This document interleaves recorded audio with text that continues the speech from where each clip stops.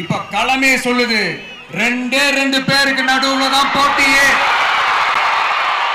ஒண்ணு இன்னொன்னு. இப்போது புதிய அறிமுகம் ஆச்சி ஹோட்டல் சாம்பார் 50 கிராம் ரூபாய் 20 மட்டுமே. மிஸ்டர் கோல்ட் சன்ஃப்ளவர் ஆயில், அளவிலும் தரத்திலும் நோ காம்ப்ரமைஸ். நிலையான தன்மையுடன் 75 ஆண்டுகளுக்கு மேலாக மக்கள் சேவையில் உங்கள் ஸ்ரீ விசாலம் சிட்ஃபண்ட் லிமிடெட்.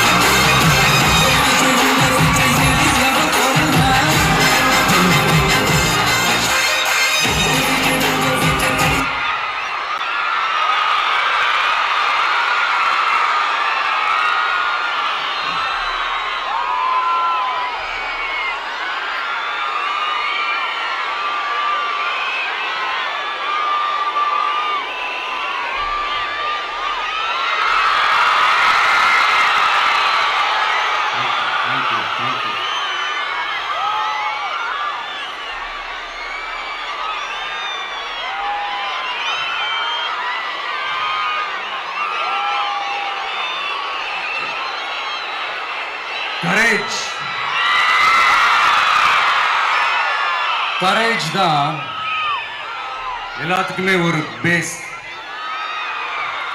கரேஜ் தான் எல்லாத்துக்குமே ஒரு பவர். அப்படிப்பட்ட அந்த பவர் எதிலிருந்து ஆரம்பிக்கிறது தெரியுமா? நம்மள அண்டர் எஸ்டிமேட் பண்ற நேரத்துல, நம்மள ஒரு ஏளனமா பார்க்கிற நேரத்துல, நம்ம யாருன்னு ப்ரூவ் பண்ணி காட்டணும்னு ஒண்ணு தோணும். நம்ம யாருன்னு காட்டணும்னு ஒரு உத்வேகம் ஒண்ணு வரும். அப்படி ப்ரூவ் பண்ற அந்த பாயிண்ட் எதுல இருந்து ஸ்டார்ட் ஆகுது தெரியுமா? எந்த விஷயத்துல நம்மள கிண்டலும் கேலியுமா பேசுறாங்களோ அதே விஷயத்தை வச்சு நம்ம அது ஒரு பாசிட்டிவா மாத்துறதுன்னு ஒண்ணு இருக்குல்ல, அதே விஷயத்தை வச்சு நம்ம அது ஒரு ஃபயரா மாத்துறதுன்னு ஒன்று இருக்குல்ல, அங்கிருந்து தான் அந்த பவரே ஸ்டார்ட் ஆகும். அப்படிப்பட்ட அந்த உண்மையான அந்த பவரை சொல்ற அந்த பாயிண்ட்ல இருந்து ஆரம்பிக்கலாமா? ஏ விஜய், வீட்டை விட்டு வெளியே வா. ஏ விஜய், பணியூர் விட்டு வெளியே வா அப்படின்னு சொல்றவங்களுக்கு என் வீடு எதுன்னு தெரியுமா? முதல்ல என் வீடு எங்க இருக்குனாவது தெரியுமா? என சீண்டி பார்க்கறதா நினைச்சு கிண்டலும் கேலியுமா பேசுறவங்களுக்கு நான் சொல்றேன், இந்த தமிழ்நாடு தமிழ்நாடுன்னு சொல்றாங்களே, அது மத்தவங்களுக்கு வேணா ஸ்டேட்டா இருக்கலாம். ஆனா என்ன பொறுத்த வரைக்கும் என் தாய் நாடான தமிழ்நாடு தான் என் வீடு.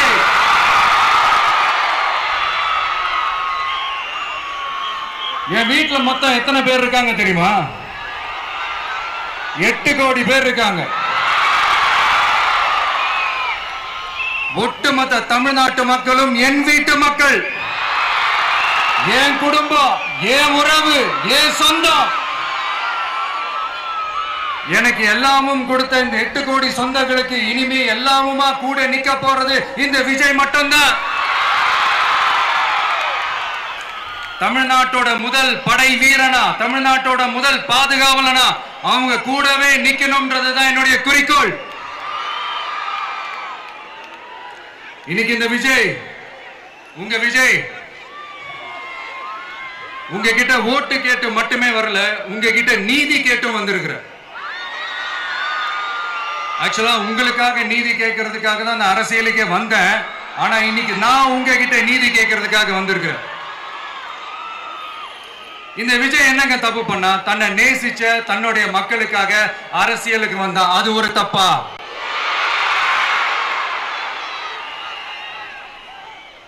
எல்லாத்தையும் ஒதுக்கி தள்ளிட்டு மக்களுக்காக மட்டுமே வந்த, அது ஒரு தப்பா? இந்த மத்த கட்சிகளுக்கெல்லாம் மாநாடு நடத்துறதுக்கோ பொதுக்கூட்டம் நடத்துறதுக்கோ இல்ல ஹால் ஃபங்க்ஷன்ஸ் நடத்துறதுக்கோ பர்மிஷன் கொடுப்பாங்க, இடம் கொடுப்பாங்க. ஆனா நமக்கு மட்டும் இடம் கொடுக்க மாட்டாங்க, கொடுக்கவும் விட மாட்டாங்க. இது என்னங்க நியாயம்?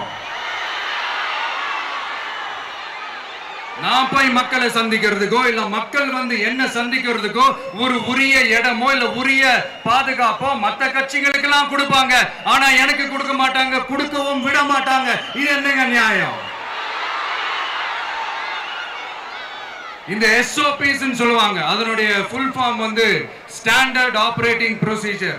ஆனா எனக்கு மட்டும் அது ஸ்டாலின் சார் ஆபரேட்டிங் ப்ரொசீஜர். இது என்னங்க நியாயம்? இந்த விஜய் உண்மையானவன்றது உங்க எல்லாருக்குமே தெரியும். நமக்கு எதிராக சதி செய்யறது யாரு, நமக்கு எதிராக சூழ்ச்சி செய்யறது யாரு, நமக்கு எதிராக பழி போடுறது யாரு, யாரெல்லாம் ஒன்னா சேர்ந்து இதெல்லாம் செய்யறாங்கன்றது உங்க எல்லாருக்குமே நல்லா தெரியும். அதனால என்னோட சொந்தங்களாகிய உங்ககிட்ட வந்து நான் நீதி கேட்காம வேற யாருக்கிட்ட தான் போய் கேட்பேன்?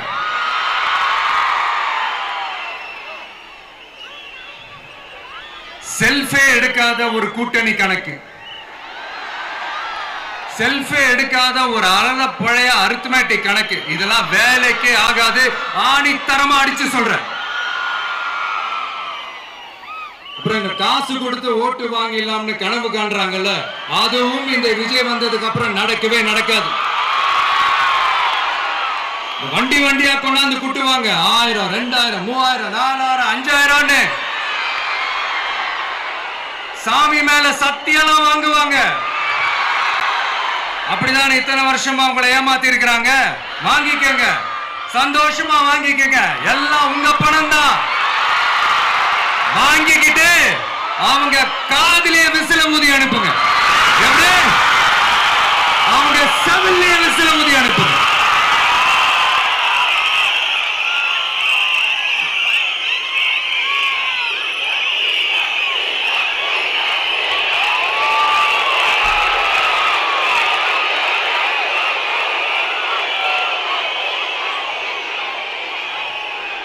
அடுத்து நம்மளுடைய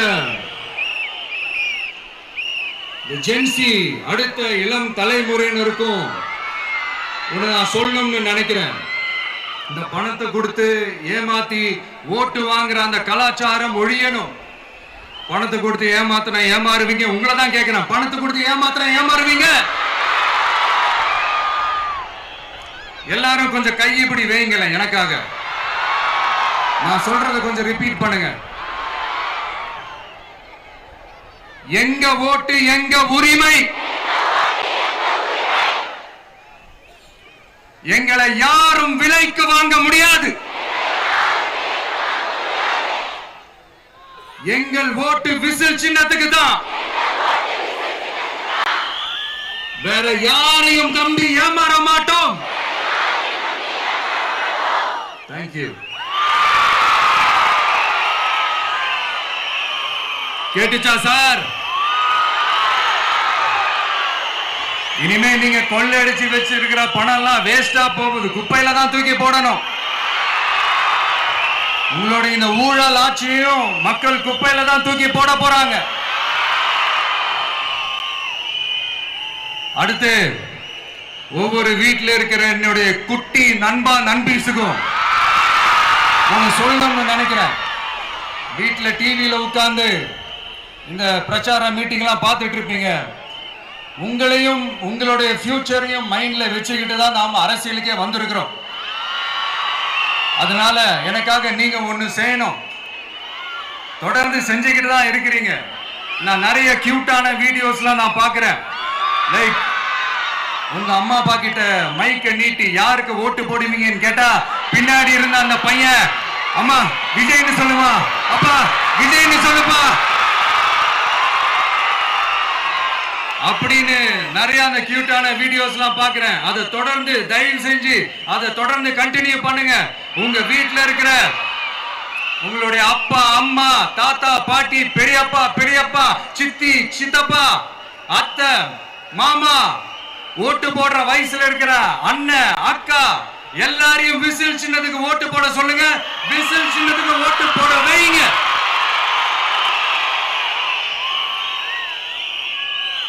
இந்த தேர்தல் நெருங்கிற இந்த நேரத்தில் பொலிட்டிக்கலா ஸ்பீக்கிங் டு த பாயிண்ட் ஒரே ஒரு விஷயம் நான் சொல்லணும். நாங்க அரசியலுக்கு வந்தது எந்த கட்சியும் ஒழிக்கிறதுக்கோ அழிக்கிறதுக்காகலாம் நாம் அரசியலுக்கு வரல.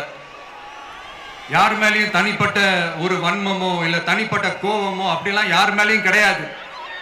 இந்த மத்தவங்க மாதிரி இந்த வெறுப்பு அரசியல் பண்றதுக்காகலாம் நாம அரசியலுக்கு வரல. அரசியல் ரீதியா நம்மளுடைய எதிரிகள் யாருன்னு டிக்ளேர் பண்ணிட்டு தேர்தலில் நின்று ஜெயிச்சு மக்களுக்காக எங்களுடைய நன்றி கடனை செலுத்துறதுக்காக தான் நாம அரசியலுக்கே வந்திருக்கோம். Just want to make this clear. அவங்களை கேள்வி கேட்கறதுக்கு முன்னாடி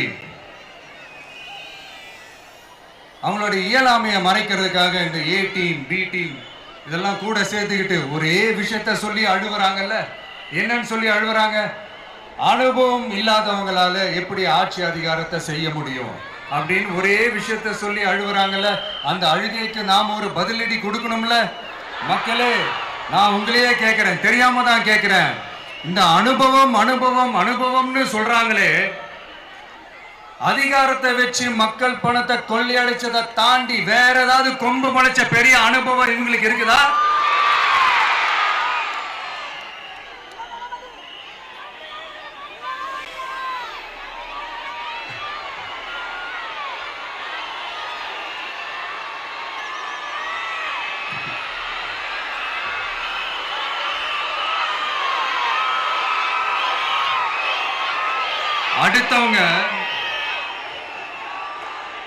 அடுத்தவங்க ஆரம்பிச்ச அரசியல் கட்சியில அடுத்தவங்களுடைய அட்ரஸ்ல அரசியல்வாதிகளா இருந்துட்டு இருக்கிற இவங்க எல்லாருக்கும் ஒரு சவால். என்ன மாதிரி தனியா என்ன மாதிரி சொந்தமா ஒரு கட்சி ஆரம்பிச்சு 1% அட்லீஸ்ட் 1% வாக்கு வாங்கி காட்டுற அந்த தில் இருக்குதா, திராணி இருக்குதா? 30 வருஷமா மக்கள் இயக்கமா இருந்து இன்னைக்கு மிகப்பெரிய ஒரு அரசியல் கட்சியா வளர்ந்து இந்த கூட்டணி கட்சிகள் மட்டுமே நம்பி இருக்கிற 75 வருஷ கட்சி 50 வருஷ கட்சின்னு இன்னைக்கு ஆட்சி அதிகாரத்துல இருந்துட்டு இருக்கிற இவங்க எல்லாரையும் மீறி இன்னைக்கு களத்துல தனியா நின்னு இந்த 2 வருஷத்துல முதன்மை சக்தியா வளர்ந்து 30% தாண்டி இன்னைக்கு மக்கள் ஆதரவை பெற்றிருக்கிற நமக்கு அனுபவம் இல்லையா? உங்களுடைய அனுபவம் என்னன்னு சொல்லட்டுமா? கட்சி ஆரம்பிச்ச அண்ணாவை மறந்தது, கட்சி ஆரம்பிச்ச எம்ஜிஆர் அவர்களை மறந்தது, கட்சியை வளர்த்த ஜெயலலிதா மேடம் அவங்களை மறந்தது. இவங்க எல்லாரும் சொன்ன விஷயங்கள், பேசின விஷயங்கள், எதையெல்லாம் ஃபாலோ பண்ணணும்னு சொன்ன விஷயங்கள் எல்லாத்தையும் மறந்தது. இவங்களுக்கு நமக்கு அனுபவம் இல்லையா? நமக்கு அனுபவம் இல்லதான். கொள்ளை அடிக்கிறதுலாம் எங்களுக்கு அனுபவம் இல்லதா? அதெல்லாம் எங்களுக்கு சுட்டு போட்டால வராது. இந்த கொள்கையை பேருக்கு மட்டும் வச்சுக்கிட்டு நேரடியா சரண்டர் ஆகிறது, மறைமுகமா சரண்டர் ஆகிறது, இந்த மாதிரி அனுபவம் எல்லாம் நமக்கு இல்லதான். அதுவும் நமக்கு சுட்டு போட்டால வராது. மக்களை நேசிக்கிற நல்ல குணம் இருந்தா போதும்யா. நல்ல சூப்பரான ஒரு நல்லாட்சி கொடுக்கலாம். நல்லாட்சி கொடுக்கிறதுக்கு மெத்த படிச்ச மேதாவிகளா இருக்கணும்ல ஒன்னும் அவசியம் இல்ல.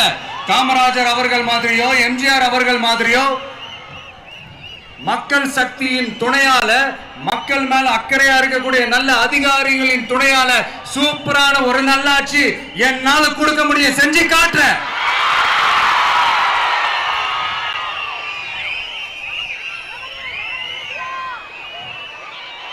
நாலரை வருஷம் ஆச்சு, 4.25 வருஷத்துக்கு மேல ஆகுது. இப்போ ஒவ்வொரு வீட்டு கதவையா தட்டி உங்கள் கனவுகளை சொல்லுங்கள், உங்கள் கனவுகளை சொல்லுங்கள், நாங்கள் அதை நிறைவேற்றி காட்டுறோம்.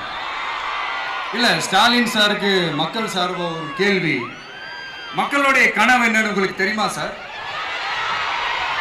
அது சரி, அவங்க என்ன நினைக்கிறாங்கன்னே உங்களுக்கு தெரியாது. அதுக்கப்புறம் எப்படி அவங்க கனவுகளை பத்தி உங்களுக்கு தெரியும். மக்களோட கனவு என்னன்னு நான் சொல்லட்டுமா சார்? 2019, 2021, 2024 இந்த 3 தேர்தலையும் மக்கள் உங்களுக்கு வாக்களிச்சதுக்கு காரணம் நீங்க மக்களுக்கு ஏதாவது நல்லது செய்வீங்கன்னு நம்பிதான். ஆனா நீங்க மக்களுக்கு கொடுத்த பரிசு மக்களுக்கு பாதுகாப்பே இல்லாத மக்கள் விரோத ஆட்சி. அந்த மக்கள் விரோத ஆட்சியை அகற்றிட்டு அந்த இடத்தில் தமிழக வெற்றி கழகத்தை ஆட்சி பீடத்தில் அமைக்கணும் அப்படின்றதுதான் மக்களுடைய ஒரே கனவு. இந்த மக்கள் விரோத திமுக அரசை நிலைக்க கூடாது அப்படின்றதுதான் மக்களுடைய ஒரே கனவு. 100% தூய சக்தி டிவிக்கு ஆட்சி அமைக்கும். அதுல உங்களுடைய கனவுகள், உங்களுடைய ட்ரீம்ஸ் எல்லாமே ஃபுல்ஃபில் ஆகும், நிஜமாகும்.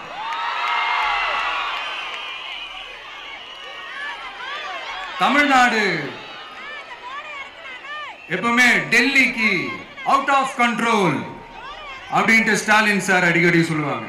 ஸ்டாலின் சார் எது எதுலலாம் அவுட் ஆஃப் கண்ட்ரோல் இப்ப நான் கொஞ்சம் சொல்லட்டுமா? முதல்ல சட்டம் ஒழுங்கெல்லாம் அவுட் ஆஃப் கண்ட்ரோல், பெண்கள் பாதுகாப்புல அவுட் ஆஃப் கண்ட்ரோல், இளைஞர்கள் வேலை வாய்ப்புல அவுட் ஆஃப் கண்ட்ரோல், மொத்தத்தில் அவரோட ஆட்சியே ஒரு அவுட் ஆஃப் கண்ட்ரோல். இந்த வருஷம் பிகினிங்ல சட்டசபையில பேசும்போது சொல்றாங்க மக்கள் எல்லாரும் ரொம்ப மகிழ்ச்சியா இருக்கிறாங்க, அதனால நானும் ரொம்ப மகிழ்ச்சியா இருக்கிறேன் அப்படின்னு. மக்கள் சந்தோஷமா இருக்கிறத பார்க்கறது கூட ஒரு சந்தோஷம் தான் சார், அது யாரும் இல்லைன்னு சொல்லல. அப்படி உண்மையிலேயே மக்கள் உண்மையிலேயே சந்தோஷமா இருக்கிறாங்க அப்படின்னா ஏன் சார் விவசாயிகள் போராட்டம் நடக்குது? ஏன் சார் மீனவர்கள் போராட்டம் நடக்குது? ஏன் தொழிலாளர்கள் போராட்டம் நடக்குது? தூய்மை பணியாளர்கள் போராட்டம் ஏன் நடக்குது? அங்கன்வாடி ஊழியர்கள் போராட்டம், செவிலியர்கள் போராட்டம், மருத்துவர்கள் போராட்டம், மாற்றுத்திறனாளிகள் போராட்டம், அரசு ஊழியர்கள் போராட்டம், ஆசிரியர்கள் போராட்டம், இடைநிலை ஆசிரியர்கள் போராட்டம், பகுதி நேர ஆசிரியர்கள் போராட்டம். இதெல்லாம் உங்க ஆட்சியில மக்கள் மகிழ்ச்சியா இருக்காங்கன்றதுக்காக நடக்கிற போராட்டமா சார்? எனக்கு தெரிஞ்சு மக்கள் சந்தோஷமா இருக்கிறாங்கன்னா பொங்கல் வச்சு கொண்டாடுவாங்கன்னு கேள்விப்பட்டிருக்கிறேன். உங்க ஆட்சியில தான் போராட்டம் நடத்தி அவங்களுடைய மகிழ்ச்சியை வெளிப்படுத்துறாங்கன்னு நினைக்கிறேன்.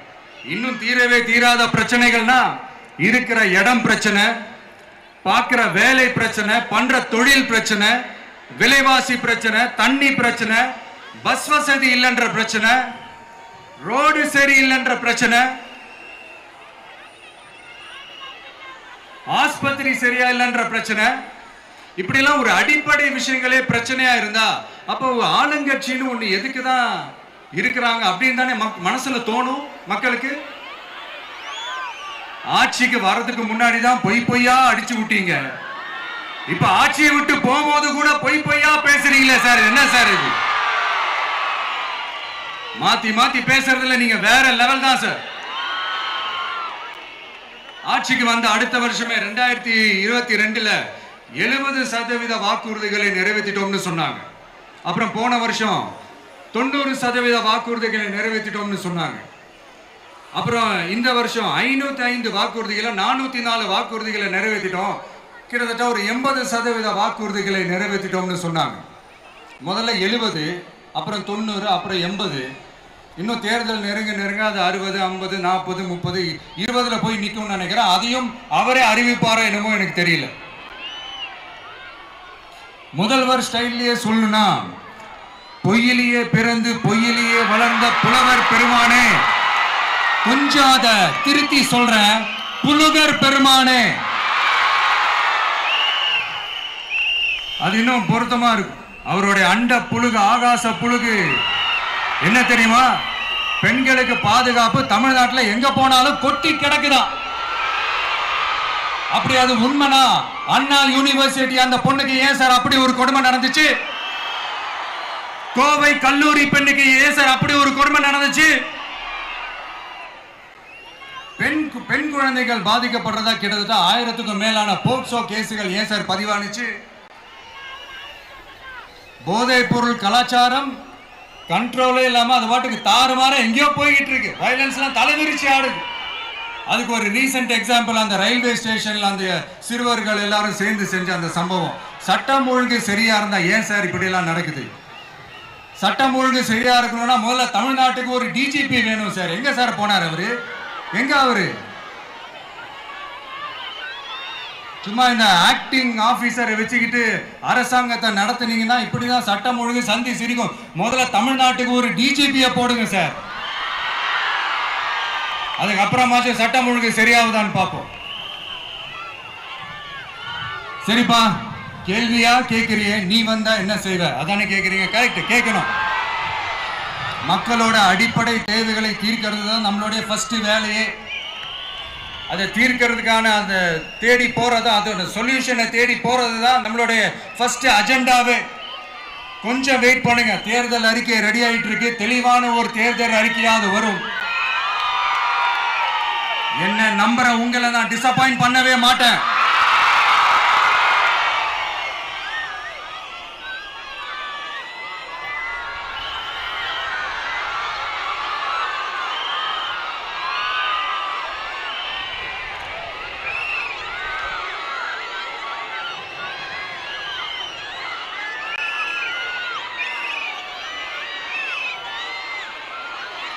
இந்த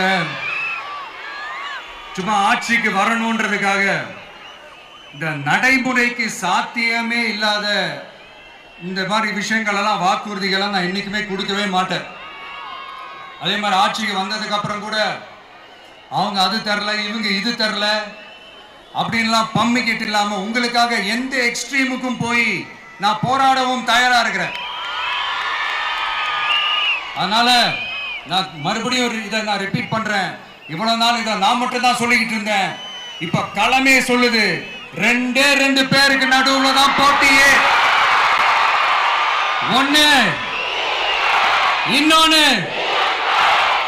ஒண்ணு தூய சக்தி டிவிக்கு, இன்னொன்னு தீய சக்தி டிஎம்கே.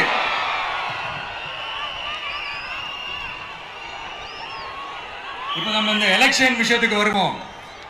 விஜய் என்னப்பா இவரை மட்டும் தான் எதிர்க்கிறாரு, இவங்களை எதிர்க்க மாட்டேன்றாரு, அவங்கள பத்தி எதுவுமே சொல்ல மாட்டேங்கிறாரு. இல்ல நான் கேட்கிறேன், இது யாருக்கான எலெக்ஷன்? தமிழ்நாடு சட்டசபைக்கான ஒரு தேர்தல். இப்ப இங்க யார் ஆட்சியில் இருக்கிறா? யாரு பொய்யா வாக்குறுதிகளை கொடுத்து மக்களை ஏமாத்துறது? யாரு மக்கள் விரோத ஆட்சியை நடத்துறது? அப்ப இங்க யாரை அகற்றணும்? இந்த மக்கள் விரோத திமுக அரசை அகற்றணும்னா நம்ம யாரை எதிர்க்கணும்? எதுக்கு தேவையில்லாம பல முறை மக்கள் ஆல்ரெடி டிலீட் பண்ணவங்களை எதுக்கு நம்மளுடைய கான்சென்ட்ரேஷன், நம்மளுடைய டார்கெட் திமுகன்றப்போ டார்க்னஸ் குள்ள எதுக்கு கல்லெறியணும்? இங்க மக்களை விரும்புற விஜய் வேணுமா, இல்ல மக்கள் விரோத ஆட்சி நடத்துற ஸ்டாலின் சார் வேணுமா? அவ்வளவுதான் இந்த தேர்தலே. இதுக்கு நடுவுல வேற யாருமே கிடையாது. புரியுதுங்களா உங்களுக்கு? என் நெஞ்சில் குடியிருக்கும் சேலம் மக்களே,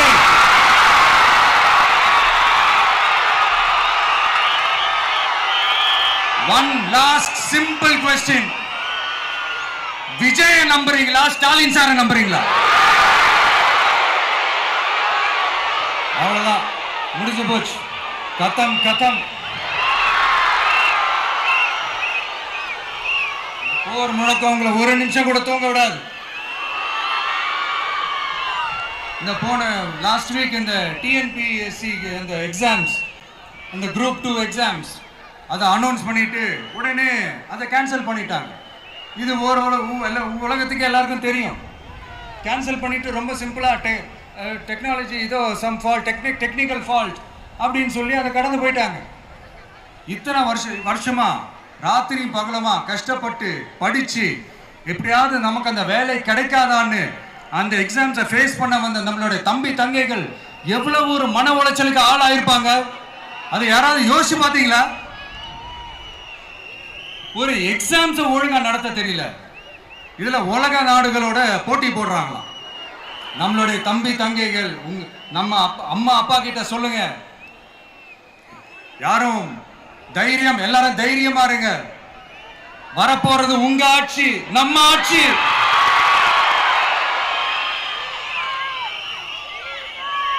அதனால இந்த மாதிரிலாம் எதுவும் நடக்காம சமூக நீதிக்கான ஒரு நல்ல ஆட்சியை அமைப்போம். இளைஞர்களின் வேலை வாய்ப்புகளை மனசுல வச்சுக்கிட்டு டிரான்ஸ்பரண்டா அதுக்கான ஒரு தீர்வை காணுவோம். நான் விக்கிரவாண்டி மாநாட்டில் பேசும்போது ஒரு பொலிட்டிக்கல் பாம் ஒன்னு சொன்ன ஞாபகம் இருக்கா? ஆட்சியிலையும் பங்கு அதிகாரத்திலையும் பங்குன்னு ஒன்னு சொன்னேன்.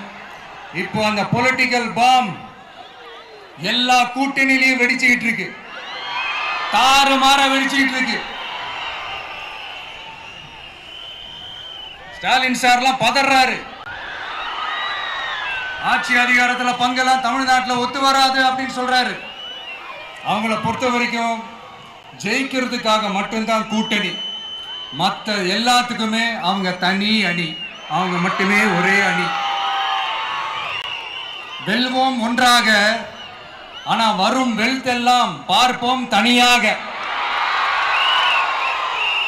அந்த வெல்வோம் ஒன்றாக என்றது இதுதான் அந்த சீக்கிரட்டே. புரிய வேண்டியவங்களுக்கு நல்லா புரியும் நினைக்கிறேன். உங்களோட நான் இருக்கேன், நம்மளோட நம்ம மக்கள் இருக்காங்க. இதுக்கு மேல என்ன வேணும்? கான்பிடென்டா இருங்க, நல்லதே நடக்கும், வெற்றி நிச்சயம். மீண்டும் சந்திக்கும் வரை நன்றி, வணக்கம்.